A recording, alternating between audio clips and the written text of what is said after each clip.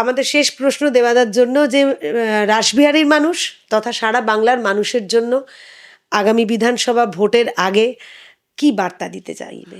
আমার একটাই বার্তা, নির্বাচন হয়, এক দল জেতেন, অনেক দল পরাজিত হন।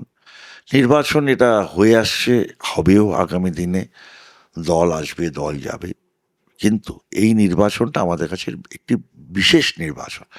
এই নির্বাচনটা খালি দলের জেতা বা হারার নির্বাচন নয়, এই নির্বাচন বাংলার অস্মিতাকে রক্ষা করার নির্বাচন, বাংলার মানুষের সম্মান রক্ষার নির্বাচন, বাংলার ভাষায় আমরা যে কথা বলি সেই ভাষায় কথা বলার অধিকার রক্ষা করার নির্বাচন।